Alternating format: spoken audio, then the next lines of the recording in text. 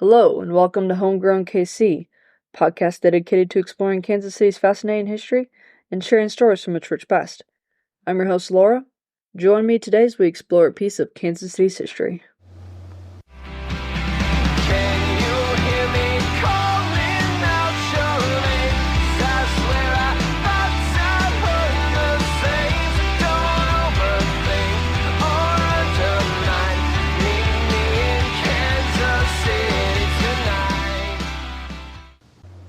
Hey y'all, so I'm here with another adventure minisode. It's been a while. While Pride Month is over, I finally had the opportunity to take the new Rainbow Tour. It's a self-guided driving tour of Kansas City's queer history. I had the opportunity to speak with the creator of the tour, Joel Barrett, back in May. That conversation was available to all of my listeners from mid-May to mid-June 2023. It is now a patron exclusive, so I hope you listened to it while you had the chance. If not, you can become a patron. I'll talk about that at the end of the episode and listen to it then. So, before I begin, I actually have a caveat. Do not let anything I say dissuade you from taking the tour. Like, you have to take the tour, okay? My complaints, and I have a few, but they are not about the tour. They are solely about the construction within City Center. This tour is amazing. It's amazing who put it together. It's an incredibly important part of our city's history and actually national history. So the tour is on VoiceMap. It's an app with driving tours for around the world. Some are free, some you have to pay for. KC Rainbow Tour is free. According to the app, it's a total of 18.2 miles. That sounds like a lot, but I mean, that's what I wrote down. Anyways, it's a total of 18.2 miles, and it should only take you about 120 minutes. Here are some things to consider before you take the tour. 1. The driver. This is not for out-of-towners. Unless you have a driver who knows the city very well, you shouldn't go on this tour. I'm sorry. I didn't get lost, but I did miss a few turns, and I had to backtrack a couple of times.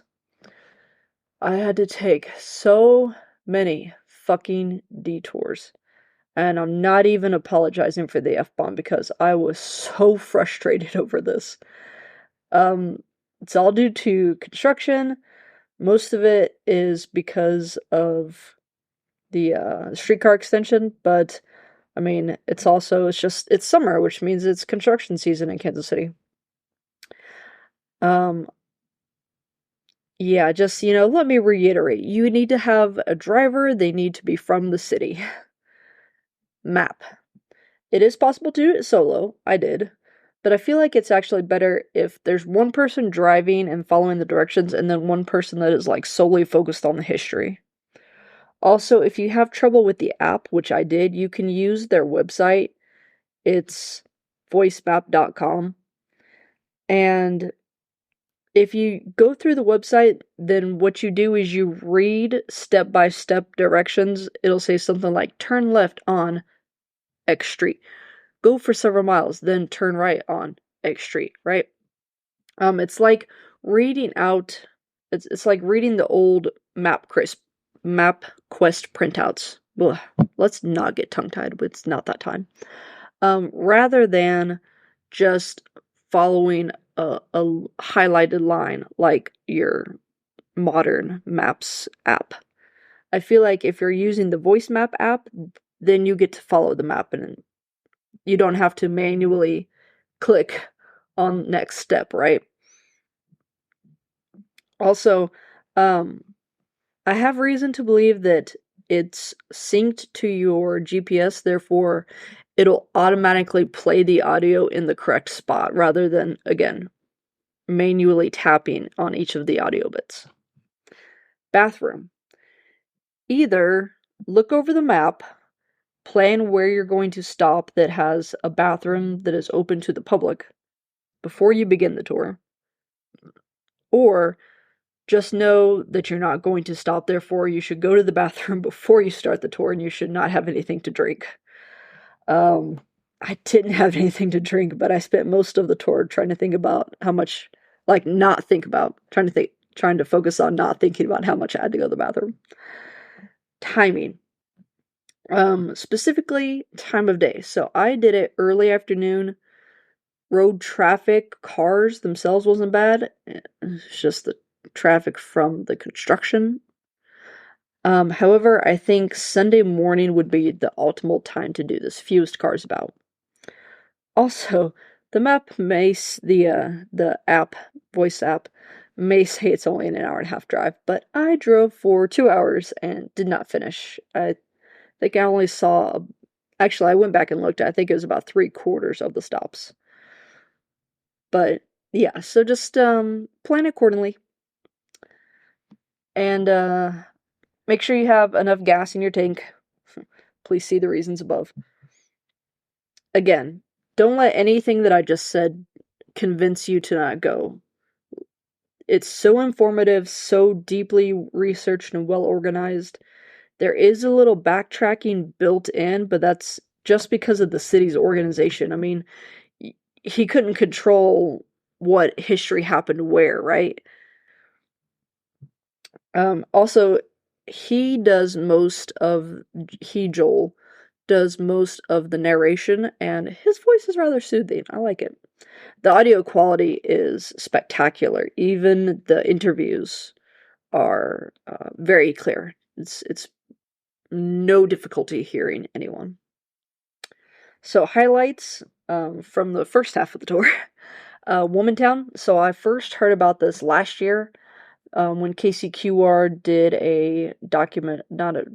did a investigation on it. We'll say that because that's kind of how they frame their stories is as an investigation. Anyways, there is a PBS documentary that also came out last June. I haven't watched it yet. It's on my to-do list. There was a stop in the general neighborhood of Womantown, and then there was a stop outside the house of the founders of Womantown. And he actually managed to speak with, I think her name is Andrea, one of the, or Andrea, one of the two, one of the founders of Womantown, and some of her audio is in the tour. The Umbrella Club, Lavender Umbrella Club, it was where the Lavender Ladies met. It was Casey's first lesbian club established in the 1980s. There are several historic and modern gay, lesbian, queer bars and clubs that are highlighted, including the Jewel Box and the Dixie Belle. And I didn't realize this until doing the tour, but the Dixie Belle is the old Rieger Hotel down in the Crossroads. And I spoke to Ryan Mabey, who's one of the co-founders of the revived Rieger's Distillery back in the fall of 2021. That episode was available to my general listeners for a limited time, but it is now a patron exclusive if you want to check that out. There's a lot of queer history in downtown KC, which again, I guess I didn't really realize. There's a historical marker at the Barry Alice Plaza, and listeners will remember I talked about Barry during my Folly episode. He was the Folly Theater's manager at one time. But the historical marker is about the Phoenix Society. Did I say that right? Phoenix Society? There we go. That was formed in 1966. It was the first gay and lesbian organization in Kansas City. Also in 1966, the first National Planning Conference of Homophile Organizations took place in KC. So that title, that's a bit of a mouthful for like today's modern just the way that we think and speak. But basically, it's the first national conference on gay rights in America and took place here in Kansas City. The Folly and Dr. Felicia Landre's book, The Enchanted Years of the Stage, are also mentioned. Her book was instrumental when I was doing my Historic Theaters series, and I spoke to her. That conversation, again, patron exclusive. My favorite part of the whole tour, I think, is the interviews. It was really great to have that personal touch from those who experienced it back in the day. Alright, so, that's just the favorite for part 1, though. We'll see what my favorite is after I finish in part 2. That's all for today. This is, for once, an actual minisode, not a full-length minisode. Thank you for joining me today as we began this adventure. We haven't completed it yet. I will have some images from the tour available on my social media pages, so make sure to check that out. Also, check out the other adventure that I did this past weekend on Spider-Man Beyond Amazing, a special exhibit down at Union Station. I hope you will consider becoming a financial supporter of the show. You can do so several ways. One, you can subscribe to patreon.com/homegrownkc or subscribe to redcircle.com/homegrownkc.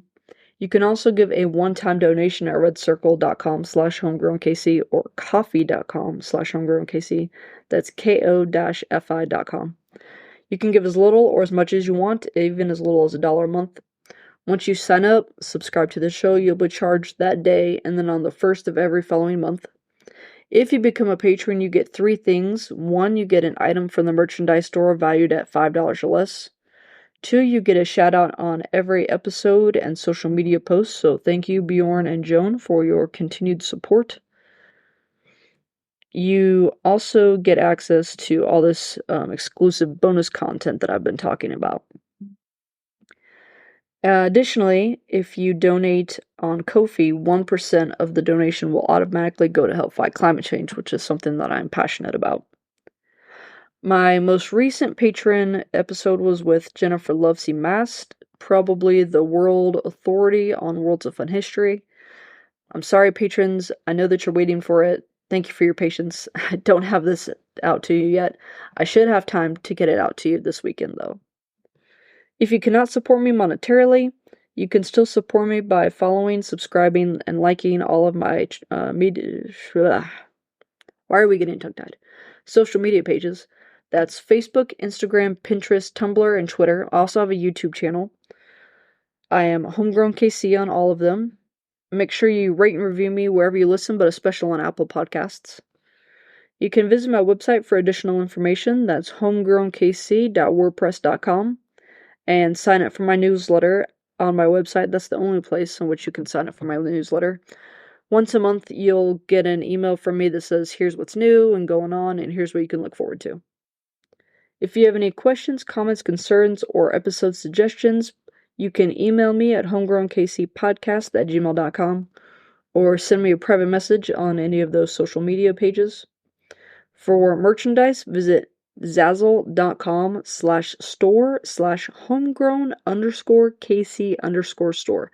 That's zazzle.com/store/homegrown_kc_store. As always, thank you goes out to my talented sister-in-law, Sarah McCombs, for the creation of my logo, to the Dear Misses for the use of their song Kansas City as the intro and outro music of every episode, and to local libraries which enabled me to gather all my research. And thank you for listening. Cheers.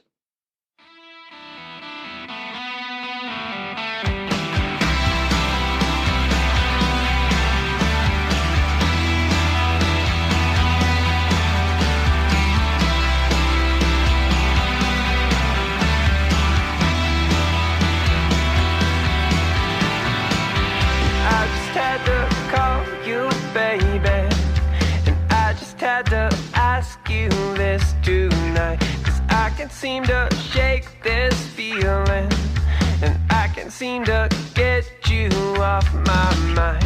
Thought I lost my nerve forever, and I know that it's now or never to try and see this through. Tie loose ends up with a bow and start anew. We could talk through the nights on the phone, but we toss and we turn all alone, and we both know that that's not the way we roll. Can you hear me calling out your name? 'Cause I swear I thought I'd heard the same. So don't overthink or undermine. Meet me in Kansas City tonight.